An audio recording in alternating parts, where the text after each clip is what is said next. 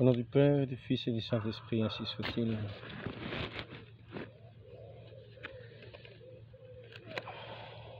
Abraham engendra Isaac. Isaac était âgé de 40 ans quand il prit pour femme Rebecca, fille de Bethuel, l'araméen, de Padam Aram, et sœur de Laban, l'araméen. Isaac implora l'Éternel pour sa femme, car elle était stérile, et l'Éternel l'exauça. Rebecca, sa femme, devint enceinte. Les enfanta, alors les enfants se heurtaient dans son sein. Elle dit, s'il en était ainsi, pourquoi suis-je enceinte? Elle alla consulter l'Éternel, et l'Éternel lui dit, 2 nations sont dans ton ventre, 2 peuples se sépareront au sortir de tes entrailles. Un de tes peuples sera plus fort que l'autre, et le plus grand sera assujetti au plus petit. Les jours où elle devait accoucher s'accomplirent, et voici, il y avait 2 jumeaux dans son ventre. Le premier sortit entièrement roux, comme un manteau de poil, et on lui donna le nom d'Ésaü. Ensuite sortit son frère, dont la main tenait le talon d'Ésaü, et on lui donna le nom de Jacob. Isaac était âgé de 60 ans lorsqu'ils naquirent.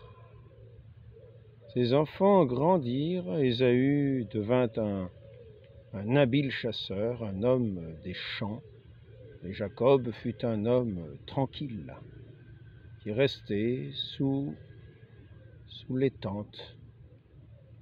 Isaac aimait Ésaü parce qu'il mangeait du gibier.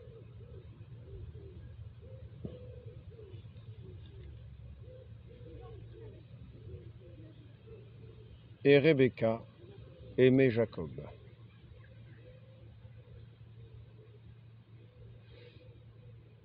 Comme Jacob faisait cuire un potage, alors maintenant nous en arrivons à ce passage très connu. Donc nous voyons, je ne vais peut-être pas le lire, nous voyons Ésaü qui revient de la chasse, fatigué, et il va vendre son droit d'aînesse, parce qu'il est sorti le premier, du sein de sa mère, même si l'autre lui tenait le talon et sortait juste quasiment en même temps. Donc Ésaü a le droit d'aînesse, et voici que, comme lui tenant à nouveau le talon pour avoir le droit d'aînesse en premier, voici que Jacob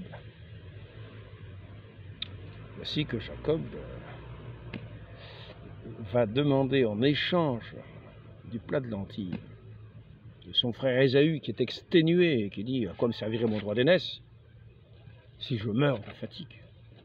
Donc pour un plat de lentilles, c'est la chose connue, vendre son droit d'aînesse pour un plat de lentilles, c'est une expression. Donc Ésaü va vendre son droit d'aînesse à Jacob pour un plat de lentilles. C'est un fait. C'est un fait.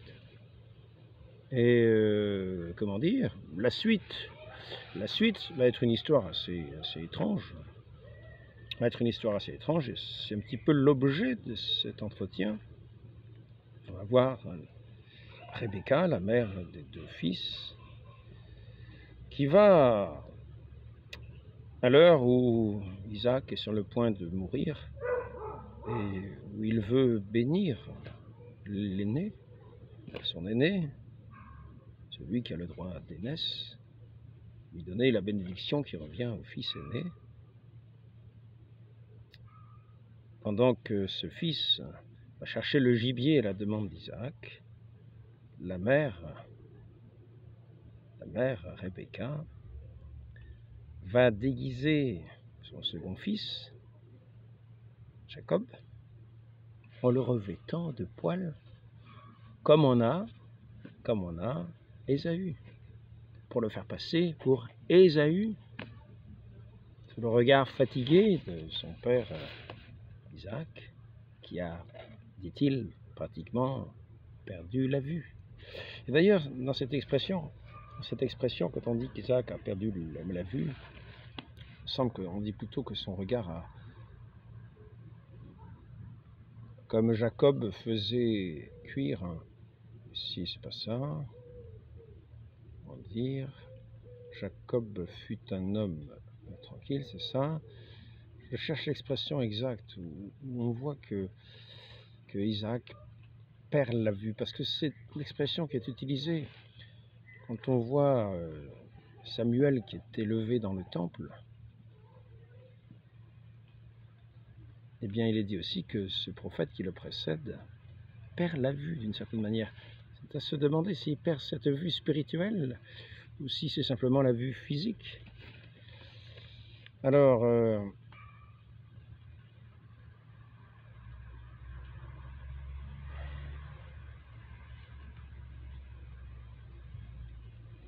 donc on passera le passage. C'est pas si important que ça. Ce n'est pas le sujet principal de cet entretien. Donc nous voyons que Rebecca, la mère des deux enfants, va revêtir de poils comme si c'était Ésaü, va revêtir le corps, la nuque, l'épaule, le bras, les mains de poils comme si c'était la peau velue de Ésaü. Donc va revêtir de poils Jacob. Et ainsi il va paraître devant son père, et le père va croire qu'il a devant lui le fils aîné, et va lui donner la bénédiction du fils aîné. La bénédiction du fils aîné. On pourrait se dire, mais quelle tromperie, c'est ignoble de faire ça quand même, on ne va pas mettre en exemple un mensonge, ça ressemble à un mensonge. La mère fait passer le fils pour un autre. Et fait passer celui qui avait le droit normalement d'aînesse. Est-ce que Rebecca savait que Ésaü avait vendu son droit d'aînesse? C'est possible, mais c'est pas certain. En tout cas, bon, nous savons que providentiellement, Dieu agit au milieu des vicissitudes humaines, des travers, on dit qu'il fait ses routes droites avec nos routes souvent de travers. Nous croyons, il nous récupère toujours en chemin pour nous conduire sur finalement le chemin. Pour autant que nous voulions coopérer à son vouloir, à son désir. Nos vies paraissent souvent sinueuses.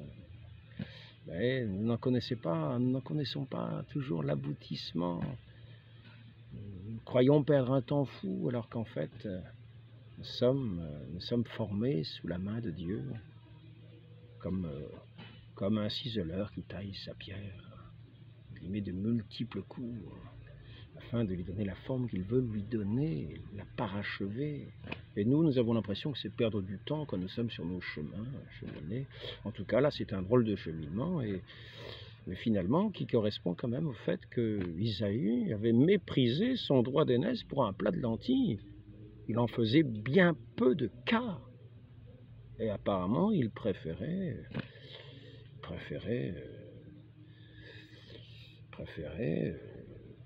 des choses bien terrestres, bien goûtées, plutôt que ce qui apparaissait peut-être à ce moment-là de moindre importance.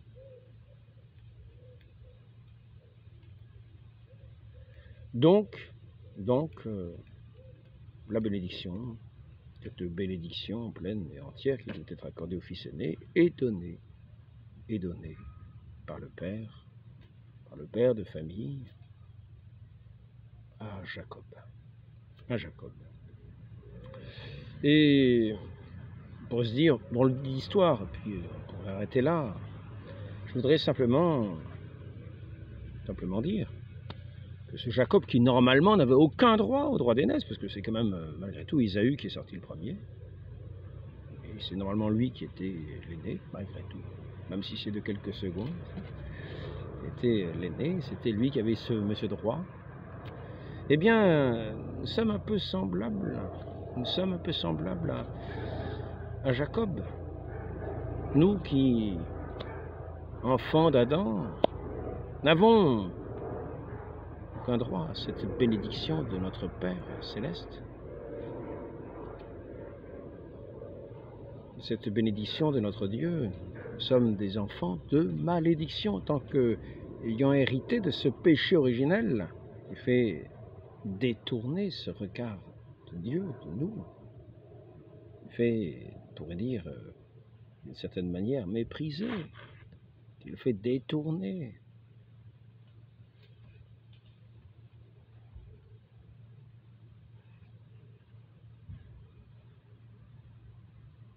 Parce que cette horreur du péché, le péché est en horreur au regard de Dieu.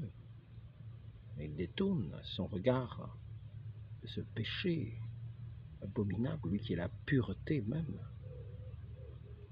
Et nous qui nous sommes détournés de Dieu, comme nous avons renoncé à notre droit d'aînesse, d'une certaine manière en Adam, parce que nous n'avons pas entendu la voix de notre Dieu qui nous disait de ne prenez pas de ce fruit. Un petit peu comme ce plat de lentilles que Ésaü a préféré à son droit d'aînesse. Nous, Adam, notre père, était là et devant la bénédiction de Dieu qui lui était promise dans ce paradis, il a préféré goûter du fruit de l'arbre, au mépris de la parole de Dieu. Et d'une certaine manière, il a perdu l'héritage. Il a perdu l'héritage. Il a perdu cette bénédiction de Dieu. Il a perdu cette bénédiction de Dieu. Et il a fallu que un autre la retrouve. Un autre retrouve cette bénédiction de Dieu qui est né lui aussi, comme d'une autre Rebecca, la très sainte Vierge Marie. Un autre qui est venu se présenter devant son Dieu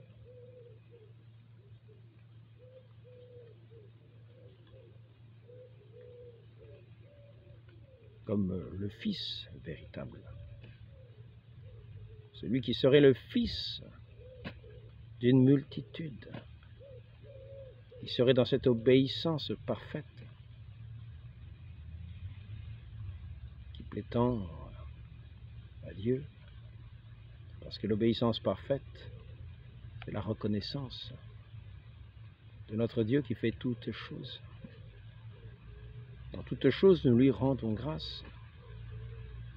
Nous reconnaissons ses bienfaits, nous avons confiance. Nous avons confiance en lui, nous nous en remettons à lui. Nous savons que tout ce qui vient de lui est bon, tout ce qui est de sa volonté et la bonté même. Dieu est la bonté, Dieu est bon. Et tout ce qui est de sa volonté est bon, comme tout ce qu'il a créé. Nous regardons le texte de la Genèse et dit être bon.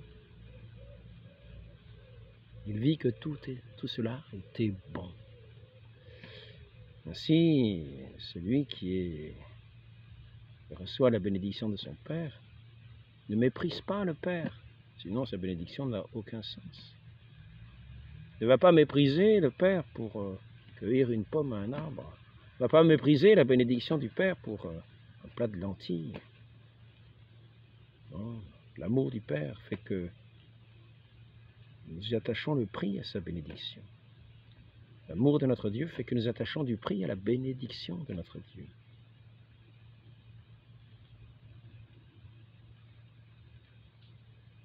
Nous savons qu'en sa bénédiction, cette bénédiction de notre Dieu qui nous a créés, et qui d'une certaine manière nous a bénis en nous créant, puisque tout ce qu'il a créé était bon. Vu que cela était aussi, me semble-t-il, très bon.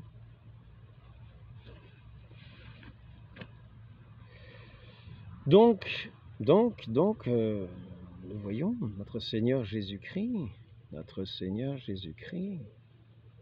comme ce nouveau Jacob, va hériter de cette bénédiction du Père pour toute sa descendance. Et nous qui sommes les indignes, d'une certaine manière, successeurs d'Adam, dans la lignée de ce Ésaü qui, de la même manière qu'Adam, avait méprisé la parole de Dieu, son Père, en cueillant de cet arbre du péché, de cet arbre de la connaissance, pas du péché, de la connaissance, qui a fait que ce mépris de Dieu était le péché originel, cet orgueil, se mettre au-dessus de la parole de Dieu, se rebeller contre lui, de ne pas croire en lui, mais de vouloir goûter de ce fruit, de vouloir connaître par soi-même, de ne pas croire, de ne pas aimer. Croire et aimer, c'est tout un. Celui qui aime croit en celui qui l'aime. Il commence déjà à faire nuit. Donc nous voici nous revêtus de cette toison d'iniquité, de ce péché originel. Nous avions renoncé, nous n'avions aucun droit à cette bénédiction de notre Père, et voici que, comme une bonne mère de tous ses enfants, voici que notre Seigneur, notre Dieu, va lui-même se faire le Fils aimé, en étant revêtu par la très sainte Vierge Marie de notre humanité. Cette humanité qui avait perdu ce droit d'aînesse, qui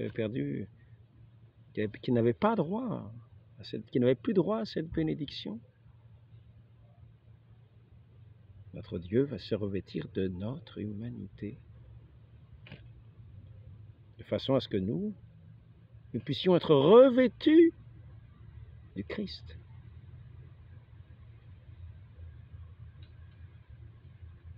En qui est toute bénédiction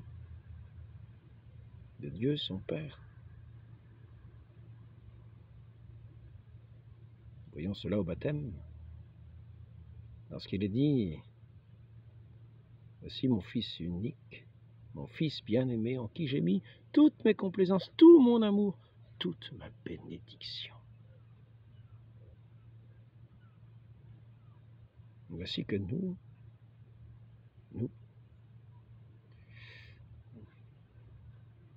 allons être revêtus de notre Seigneur, de l'apparence de notre Seigneur. Nous allons être non seulement de l'apparence, nous allons être revêtus du Christ lui-même, en étant plongés dans cette eau du baptême qui va nous revêtir de Christ. Nous allons mourir à ce premier Adam et nous revêtir de ce vêtement du Christ, pour être en bénédiction, pour retrouver ce ciel ouvert, cette bénédiction de ce ciel ouvert, cette parole de Dieu que nous allons entendre à nos oreilles, résonner dans notre cœur, qui sera la promesse de ce bonheur éternel. Ainsi,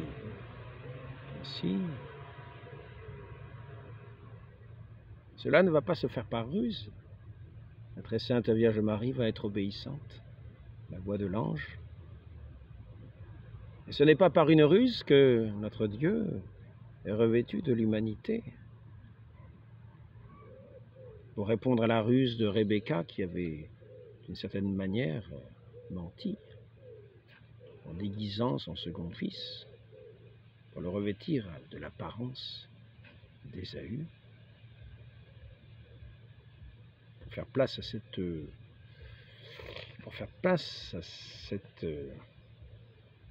cette manière qui ne paraît pas de la grande franchise, pour faire place à cette manière un peu bancale, un peu, je ne trouve pas le mot, pour faire face dans la même perspective. Notre Seigneur, lui, va être revêtu de notre humanité, notre Dieu va se faire homme. Au lieu de prendre un chemin biaisé d'une certaine une sorte de supercherie, notre Dieu, lui, va donner sa vie. Il va donner sa vie pour réparer la désobéissance, pour réparer toutes les conséquences de cette désobéissance, de tous ces péchés. Il va donner sa vie jusqu'à en mourir. Jusqu'à en mourir. Et ainsi, il témoignera de cet amour du Père, et son nom sera en bénédiction pour toutes les générations qui seront revêtues de Christ dans le baptême, en mourant ce vieil Adam désobéissant. Il sera revêtu du Saint-Esprit. Ce n'est pas qu'une apparence. Saint-Esprit de Dieu et ce don précieux de cette bénédiction qui va être faite aux hommes, qui va leur donner l'image parfaite, la ressemblance à Dieu le Fils et à Dieu le Père, car le Fils est le resplendissement de la gloire du Père, l'empreinte de sa substance. Ainsi nous allons être revêtus du Christ. Nous allons devenir nous aussi, par adoption, l'empreinte de la substance du Père par ce Saint-Esprit qui va imprimer en nos âmes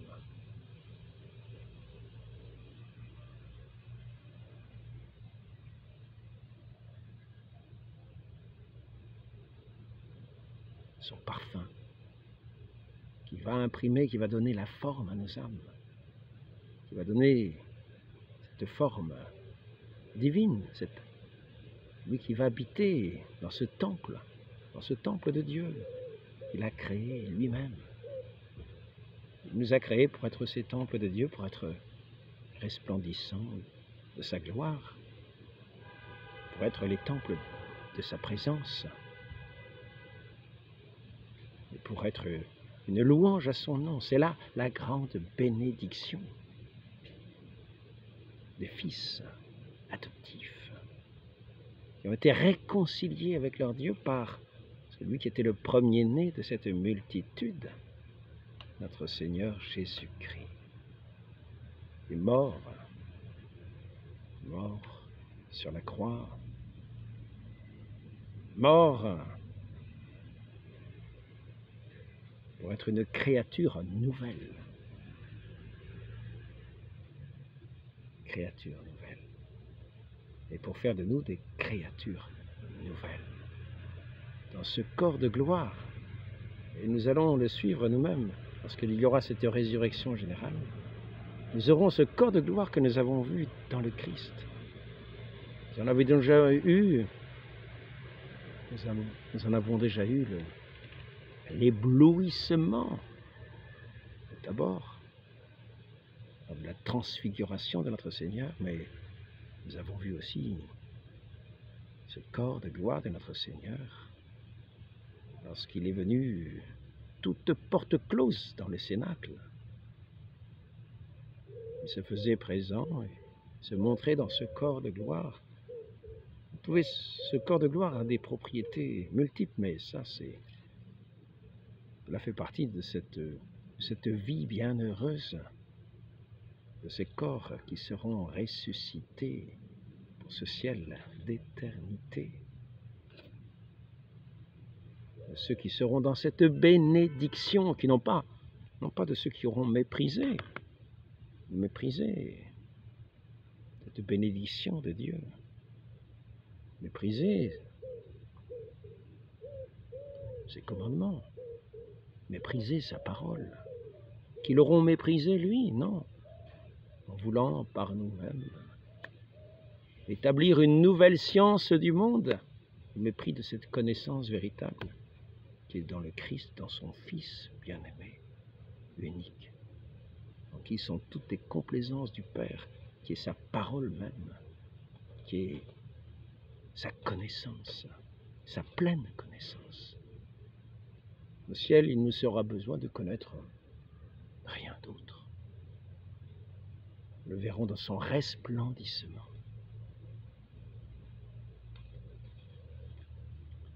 Il sera toute lumière.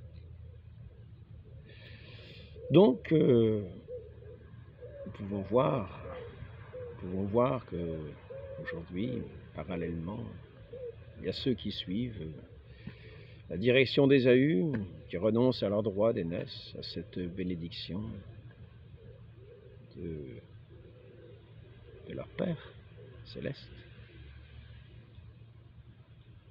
pour préférer être revêtus de peau de bête, ainsi qu'Adam s'est trouvé. Quand il s'est trouvé nu après avoir désobéi à son Dieu, pour avoir voulu par lui-même goûter de cet arbre de la connaissance.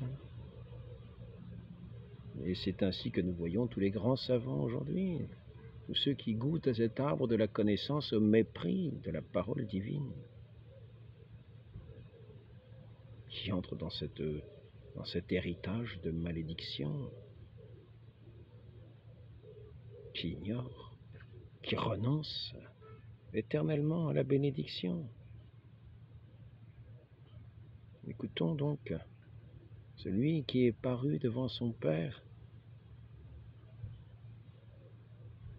dans toute la simplicité de son regard aimant, dans toute la franchise de sa vie donnée, qui est venu dans la lumière, qui n'a pas fait ses œuvres dans les ténèbres, mais qui a parlé au grand jour, qui s'est montré au grand jour, qui a agi au grand jour.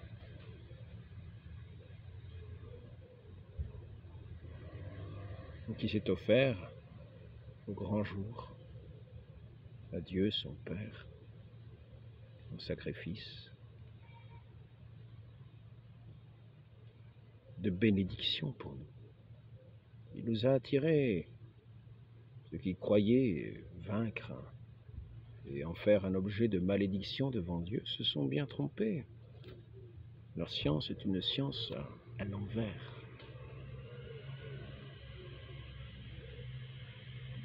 Et notre Dieu, Dieu le Père, voyant cette obéissance de son Fils, l'a comblé de toutes ses bénédictions. Il l'a ressuscité. Et tous ceux qui le suivent, qui marchent à sa suite,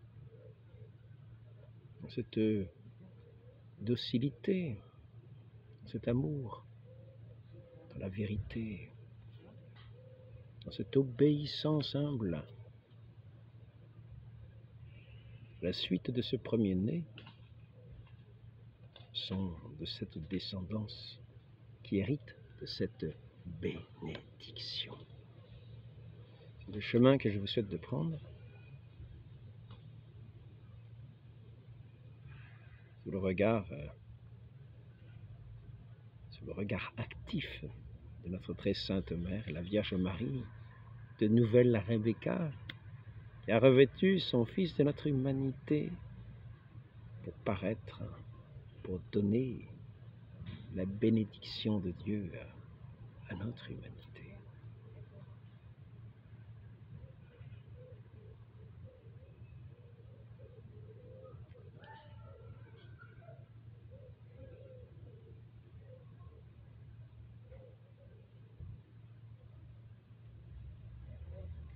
Lorsque nous avons les deux voix qui se présentent, sachons tendre l'oreille. C'est cette oreille qui souvent se tend plus dans le silence que dans le brouhaha, comme ce léger souffle, non pas cet orage bruyant, comme cette parole intérieure, où nous reconnaissons la voix de Dieu. Sachons l'entendre aussi dans les Écritures, dans l'Écriture sainte, et sachons surtout l'entendre dans cette cité des bienheureux qui ont renoncé à cette vie du monde et qui sont entrés dans cette cité radieuse, cette cité céleste, où on entre par la porte du baptême à la suite de notre Seigneur.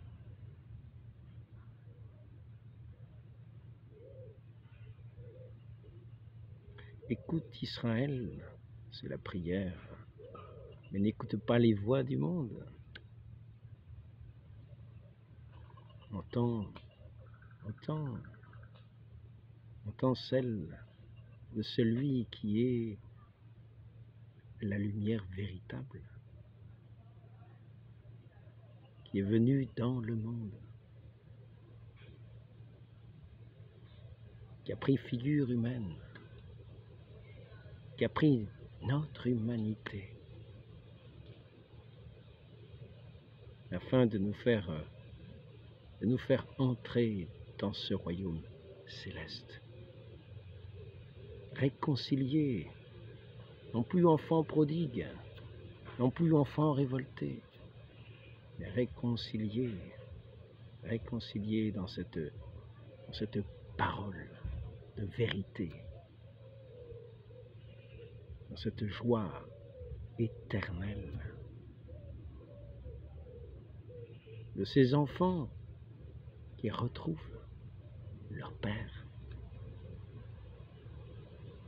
dans cet échange de l'amour, dans cette confiance bienheureuse. Nous recevons toute bénédiction par les mains de celui qui s'est donné pour nous, par amour pour nous, notre Seigneur Jésus-Christ. Écoutons sa parole, et revêtons-nous, si nous ne nous sommes pas revêtus de ce vêtement du Christ par le baptême. Ainsi soit-il. Au nom du Père et du Fils et du Saint-Esprit, ainsi soit-il.